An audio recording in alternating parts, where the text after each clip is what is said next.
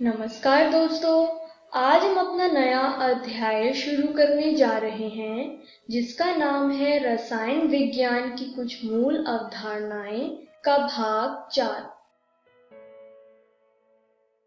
तो चलिए देखते हैं कि हम इस वीडियो में क्या पढ़ने वाले हैं। हम इस वीडियो में रासायनिक संयोजन के नियमों के बारे में पढ़ेंगे। तो चलिए शुरू करते हैं आज का वीडियो संयोजन प्रतिक्रिया के परिचय से। क्या आप संयोजन प्रतिक्रिया के बारे में जानते हैं?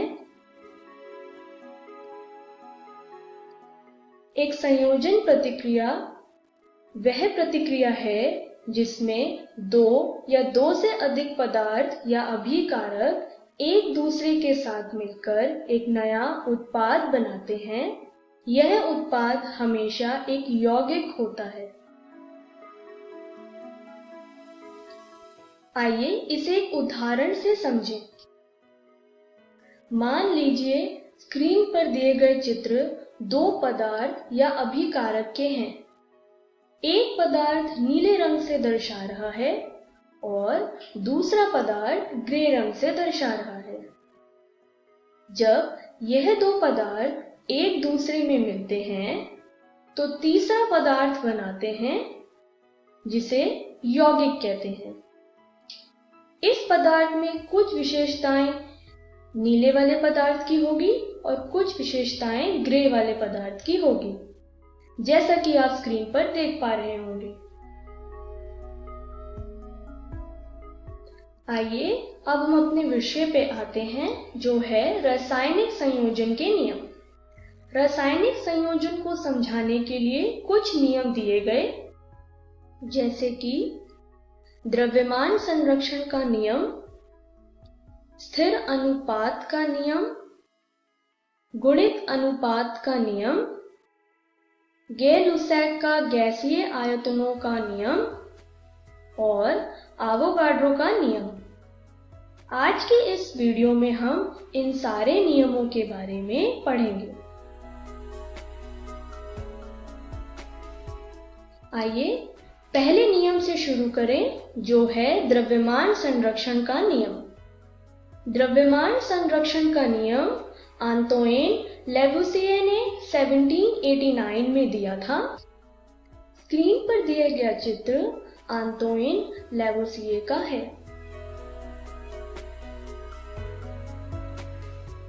इन्हें आधुनिक रसायन विज्ञान के पिता या फादर ऑफ मॉडर्न केमिस्ट्री भी कहा जाता है। लेवुसिये ने इस नियम को समझाने के लिए एक प्रयोग किया था। आइए इस प्रयोग के बारे में जानें। उन्होंने एक फ्लास्क लिया, उसमें उन्होंने फास्फोरस और सल्फर को रखा। स्क्रीन पर दिए गए चित्र में P यानी फास्फोरस और S यानी सल्फर। जब उन्होंने इस फ्लास्क को गर्म किया तो उन्होंने यह जाना कि किसी भी चीज को गर्म या जलाने के लिए ऑक्सीजन की आवश्यकता होती है और इस रासायनिक प्रतिक्रिया के बाद मिला हुआ उत्पाद का द्रव्यमान अभिकारक के द्रव्यमान के बराबर था। इस नियम के अनुसार उत्पादों के द्रव्यमान रासायनिक प्रतिक्रिया में अभिकारक यानी रिएक्टेंट के द्रव्यमान के बराबर हो जाती है। रासायनिक प्रतिक्रिया में द्रव्यमान को ना ही हम बना सकते हैं और ना ही नष्ट कर सकते हैं। परमाणुओं को नए पदार्थ बनाने के लिए पूर्ण व्यवस्थित यानी रीअरेंज किया जाता है। उन्हें ना तो बनाया जा सकता है और ना ही नष्ट किया जा सकता है। आइए इसे एक उदाहरण से समझें।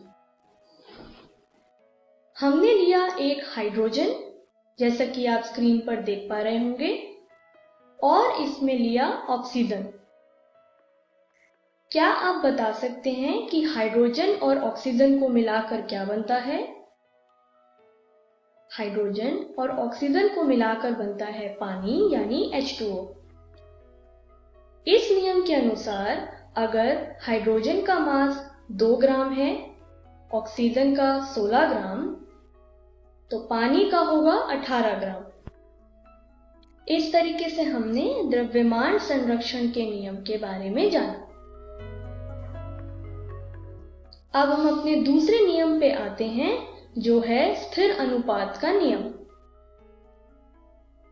यह नियम जोसेफ प्राउस्ट ने 1794 में दिया था। इस नियम को निश्चित संघटन का नियम यानी लॉ ऑफ डेफिनेट कंपोजिशन भी कहते हैं।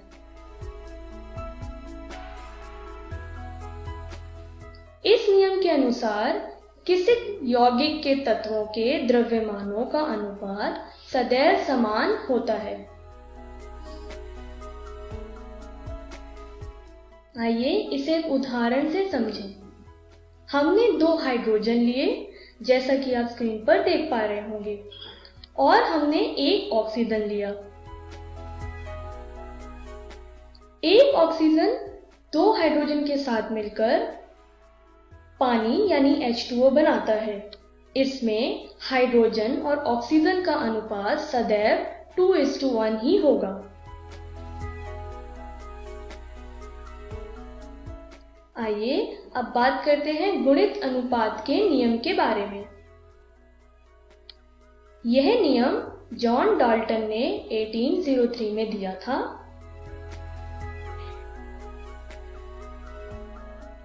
इस नियम के अनुसार यदि 2 तत्व एक से अधिक यौगिक बनाते हैं तो एक तत्व के साथ दूसरे तत्व के संयुक्त होने वाले द्रव्यमान छोटे पूर्णांकों के अनुपात में होते हैं।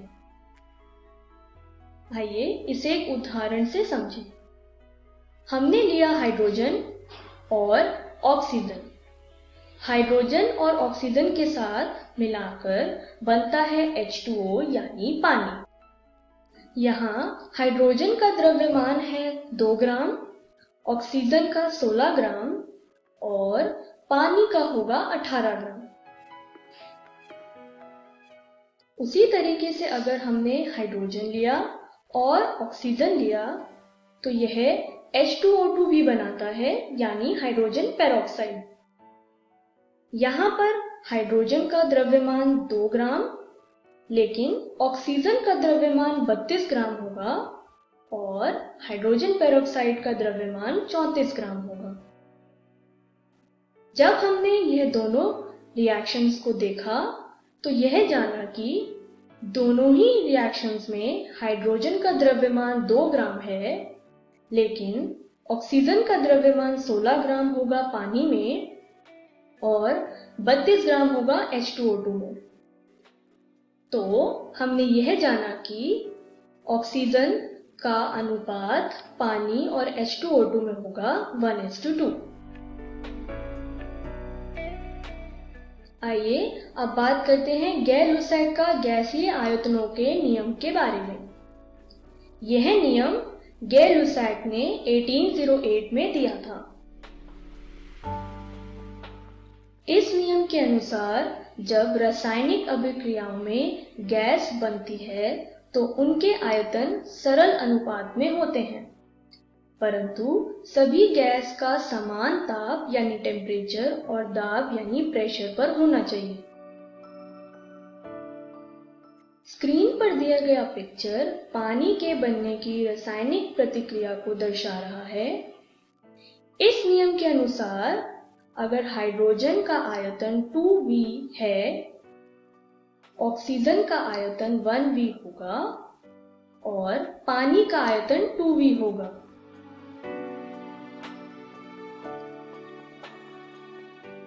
आइए अब बात करते हैं आवोगाड्रो के नियम के बारे में। यह नियम अमेलियो आवोगाड्रो ने 1811 में दिया था। इस नियम के अनुसार समान तापमान और दाब पर सभी गैसों की समान मात्रा में समान अणु होने चाहिए। इसे दूसरे शब्दों में समझें तो किसी भी गैस के आयतन उसके अणुओं की संख्या से सीधे अनुपातिक होती है।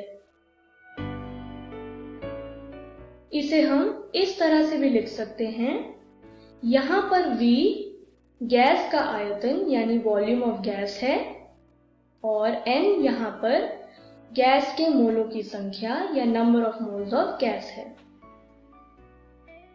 इस तरीके से हमने एवोगाड्रो के नियम के बारे में भी जाना। तो आइए देखते हैं कि हमने इस वीडियो में क्या सीखा।